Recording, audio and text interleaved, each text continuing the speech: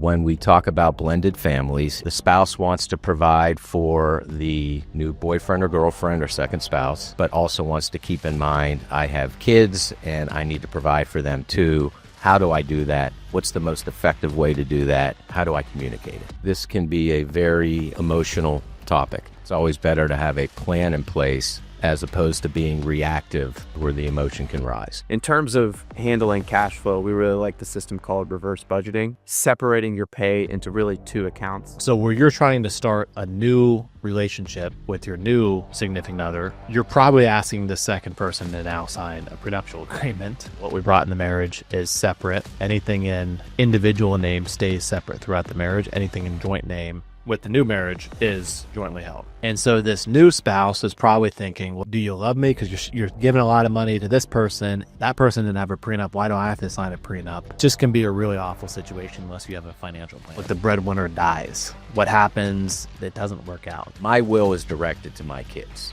but I recognize that I have to provide for my significant other in some way. What are the ways that we can do that? If significant other does become a spouse, there is a marital trust that can be put in place. A really important strategy, especially for high net worth. Oftentimes, we'll get the question, how do I communicate this? Do I want to communicate this?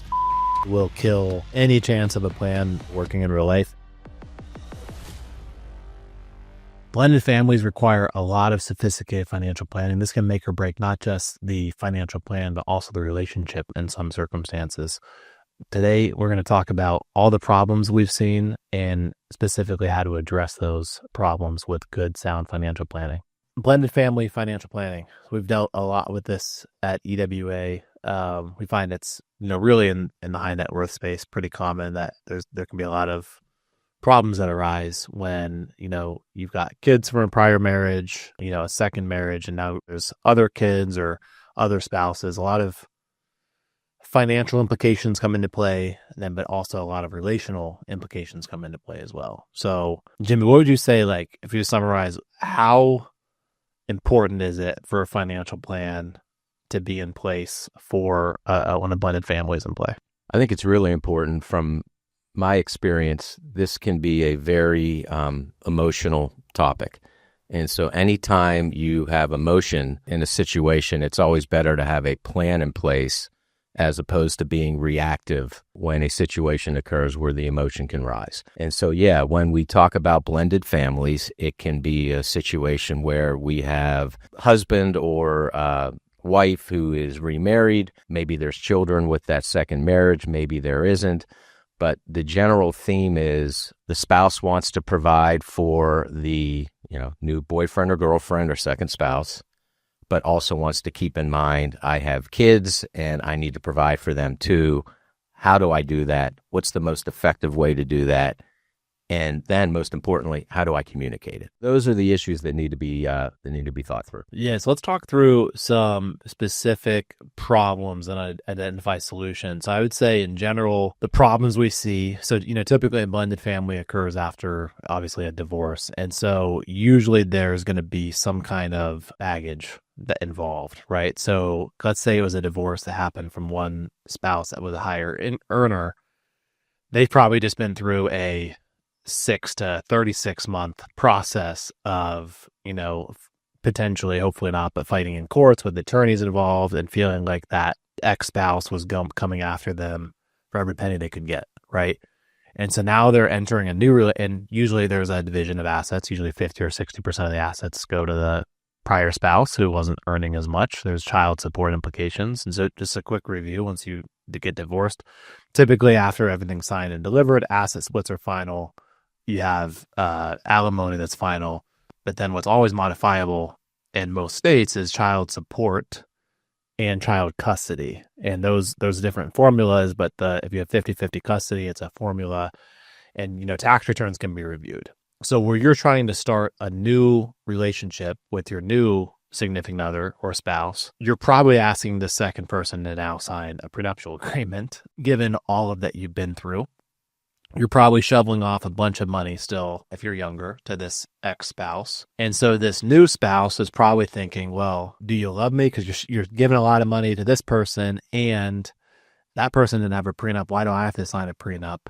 And as the breadwinner, you're probably thinking, was this person with me for the wrong reason?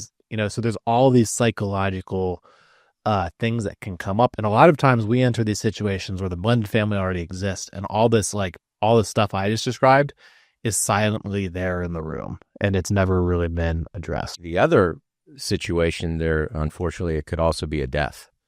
So you now have this situation where the surviving spouse is, looking to move on and doesn't want to be alone, and finds a significant other, and now has to deal with potentially providing for the significant other, but recognizing that I have children from, the deceased spouse, and how does all of this interact and play? There's lots of other issues that we've seen. I think it's going to be most beneficial if we start addressing some of the solutions as we go. If a blended family comes to us and they're looking just for, let's remove stress, let's make sure we have togetherness in the relationship, we're handling decisions, transparency is on the table. I really view this in three ways. So one, just what are the best practices day to day? Like from a cash flow perspective, you see a lot of they're filing taxes separately. The spouse that was already divorced is probably trying to not maybe disclose everything, but in a prenup, you have to. There's a lot of heavy weight in the room when we have these conversations. So what do we do day to day to try to alleviate that stress? Then I would say, secondly, let's talk about if things don't work, how we recommend a structure, while also getting togetherness, but also protecting, each other. And we'll talk about estate planning as well, how to set up. So let's first talk day to day. Yeah, I think day to day, organizing cash flow is extremely important. Trying to remove decision fatigue and try to automate as much as possible because of all the circumstances that you referenced. So in terms of handling cash flow, we really like the system called reverse budgeting, which is basically budgeting but backwards. And so separating your pay into really two accounts. So the first account gets a certain amount every month, and that is meant to just pay your bills, handle all your savings, handle all your insurance premiums, save money. So let's say you're netting $20,000 a month after tax. I'm just making that up. Let's say $12,000 of it is to really run your life from that standpoint. So that goes into bank account one. All of those payments are really on auto draft, and that's meant to almost be set it and forget it. So then the remaining $8,000 a month in this example would go to bank account number two, and then that's what you would use to pay your credit card every month. And so this removes a lot of decision fatigue, and particularly for blended families, this removes a lot of the well, I spent this on this month, and then so I can spend this. And it removes that finger pointing in terms of who's spending what, because you basically give yourself an allowance every month to spend. So I really like that. It removes a lot of the decision fatigue and helps organize everything from a cash flow standpoint. I'm thinking, specifically of a couple examples. But so one, remarried, one spouse is like a specialized physician, making seven figures, and the new significant other is making about $100,000 a year. And so the specialized physician is paying, two kids with the prior significant other. And so they're paying north of $7,500 a month for a child support. So assets have been split. That's all done. And so what we did in relationship to the structure that Ben just mentioned is they had a prenuptial agreement in place. Basically, what we brought in the marriage is separate. Anything in individual name stays separate throughout the marriage. Anything in joint name with the new marriage is, jointly held. So there's some flexibility, and the risk to the lower earner in this is that the higher earner doesn't have to fund anything in the joint account. They could try to keep everything, but I think if the relationship's going well, you try to get everything in joint name as possible.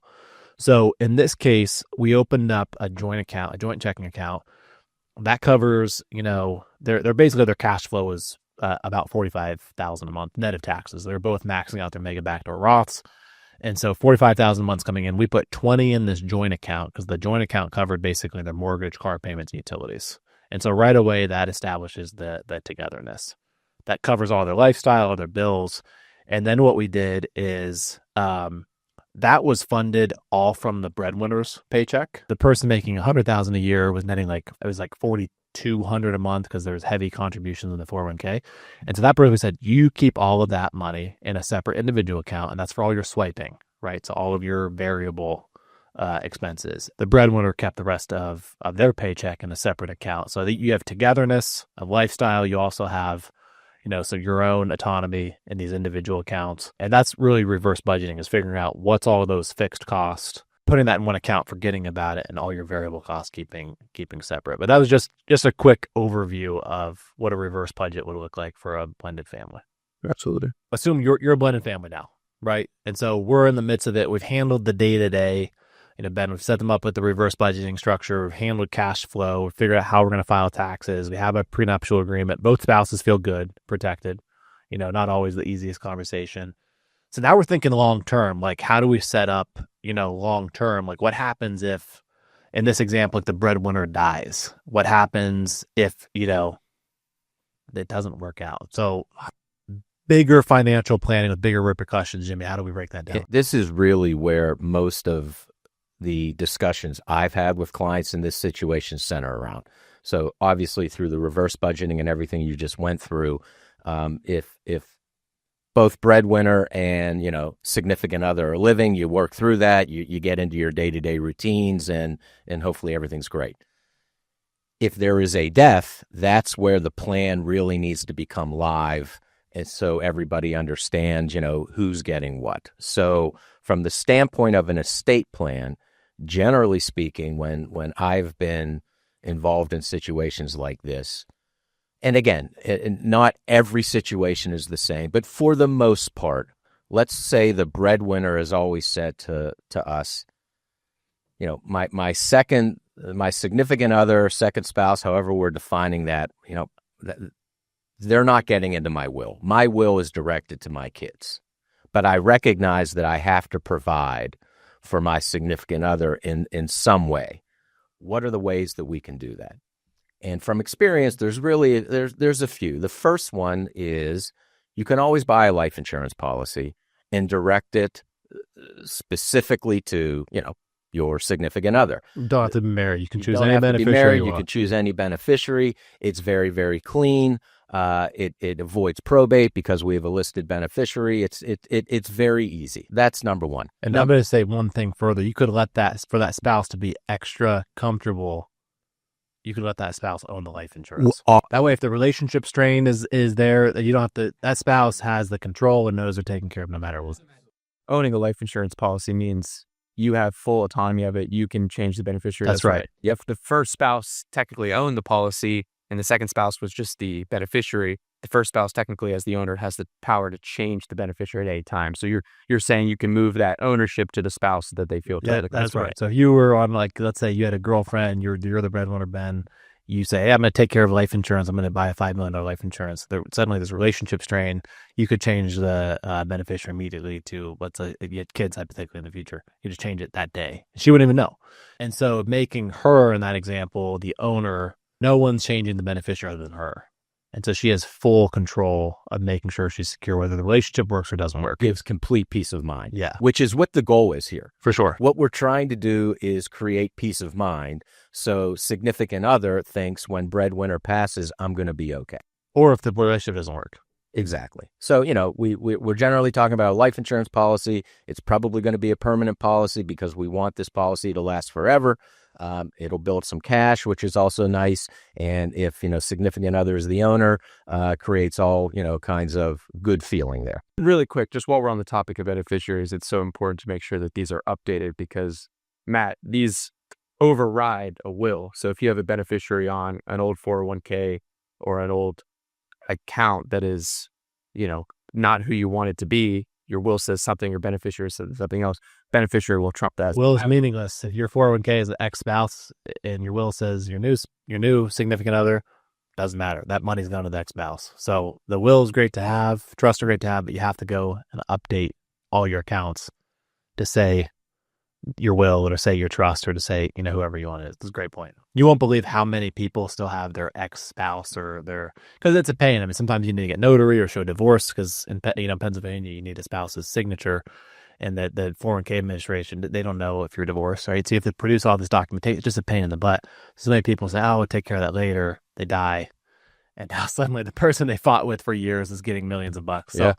No, you got to cross the I's and dot the T's. And Jimmy, just an example of what you're describing I'm thinking of just a client case of like, okay, so the guy, nasty divorce, 3 kids. The guy is dating. They're dating for 15 years. They're engaged, but he's never going to get remarried. I'm picking up. This is like a real life example. Obviously, confidentiality here, but like the reality is, like, before this person became our client, all of the money was going to a trust for the kids. The kids viewed the fiance just as much of a mom as the ex-spouse. It was, very bad, tumultuous situation. And so before we put a plan in place, like, had this gentleman died, like, his kid, all the money would have gone into a trust for the kids. The fiance would have gotten literally nothing. Now the kids are getting pulled, back and forth between, are we allowed to talk to her, or do we have to mom? It just can be a really awful situation unless you have a financial plan in place. Absolutely. So absolutely. We've got the insurance policy that's an option. Another option, and again, we'll call this, whether a significant other is a spouse or not a spouse at this point, you can always put real estate in the individual's name as well. So that also provides a lot of peace of mind. But with the real estate should also come some type of plan that provides an income stream for the surviving significant other. So even if there isn't a mortgage on the property, we've got enough money coming in to provide for real estate taxes, upkeep, this, that, and the other. So along with retitling the property, there should be a plan in place to provide some type of income stream for the significant other as well. So that is a second option. So again, life insurance policy, real estate in significant other's name, 2 very, very good options. And really important, you're saying significant others. Those options you're describing are available even if you're not married. Right. As you can do whatever you want. And oftentimes, from, again, my experience, there is a situation where, the surviving breadwinner doesn't want to get married again. Right. And so there's a little bit of push from the significant other to get married. Breadwinner doesn't want to get married again, but wants to provide. So again, there's all these dynamics coming into play. So again, life insurance, property, these are all very, very simple things that can be done that can provide peace of mind and make everybody feel better. If significant other does become a spouse down the road, there is a marital trust that can be put in place, which again allows for second spouse to take income from the trust, but the trust corpus will pass directly to breadwinner's kids. So again, coming back to, if the goal is to provide for either significant other or second spouse, but kids will always be in breadwinner's will, that's a very good document that kind of solves both of those needs as well. Yeah, very well put. And navigating that with the new significant other, it's a very tough conversation, and having a third party to help navigate, understand, the different baggage, different triggers that could exist is very important to have that, not just a successful conversation, but actually be followed through with the plan. So Jimmy, you talk about the marital trust, and that one's really, I think, extremely important. So example, I would say real life example. So you have, and we've seen this both ways, right? So the new spouse is going to, obviously want assets directed if there's an income or wealth difference. And then the kids are going to feel the same way, like, or what's happening if you're giving everything, especially if you have this conversation. So as a breadwinner, you don't want to get divorced again for psychological and financial reasons, whether you have a prenup or not. It's still, very tough on the kids, on your finances, on the relationship, on yourself. The reality is you're managing, your kids, you're managing your new relationship, you're managing yourself because you've just been through a very tough time, or, at some point that probably carries with you for life.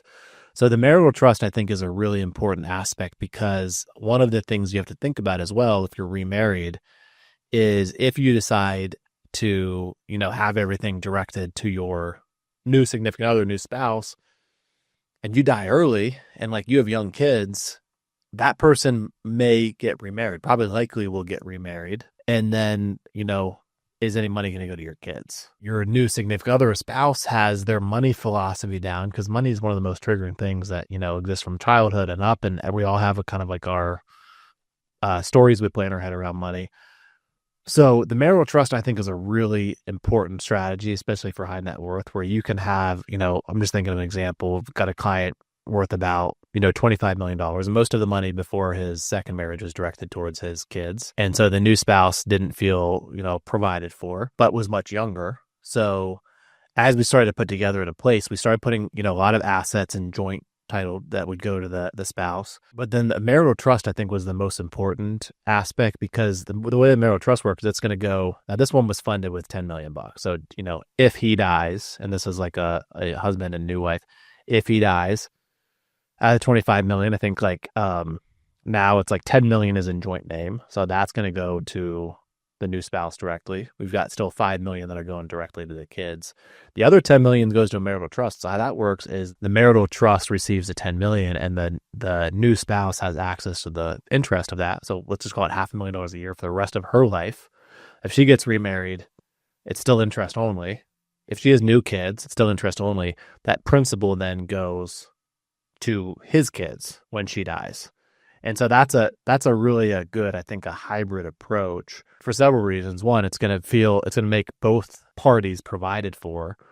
I think then there still has to be communication and a relationship between the kids and the new new spouse if the person dies. So it can be disastrous if you choose the wrong trustee or the parties don't get along. But I think from a trying to carry the weight and trying to care for all these different, aspects and keep your relationship with your kids, relationship with your new spouse all in place, that's a pretty good strategy to cover the bases of everyone and make sure your money is just not leaking towards a new spouse and new kids is not in your bloodline. You brought up a really important word too, which is communication. Oftentimes we'll get the question, how do I communicate this? Do I want to communicate this? And generally speaking, that's to kids from the previous marriage. And oftentimes the breadwinner wants to do this plan to make sure second spouse or second significant other is protected, but doesn't want to, hurt the kids' feelings or feel like something is being taken away from the kids. And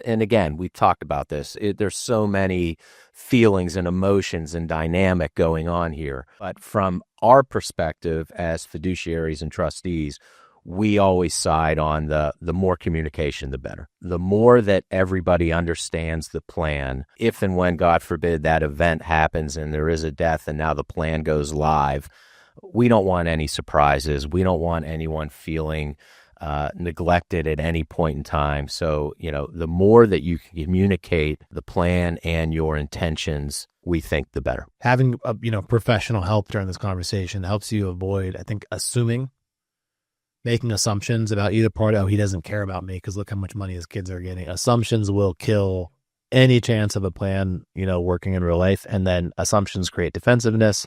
Defensiveness create, the chaos that nothing's going to get executed. There's not a one size fits all here plan either. So all the things that we talked about, whether it's the reverse budgeting that Ben went over, the insurance, the property, the trust, maybe you take some of these aspects and put it into your plan. Maybe you use all of them. You don't need to feel like one size fits all. You can customize exactly what you want for your plan, your significant other, your kids, and your estate. Philosophically, there's no one size fits all. You relieve a bunch of stress by creating financial independence, but the more money after that could create more stress because of all the dynamics. And the challenge is we're coming from a good place here. You just want to provide for everybody, and you don't want anyone to feel like they've been, disowned, neglected. The intentions here are good, which is why we try and provide solutions that can help you get to where you want to go and that you feel good that you can communicate.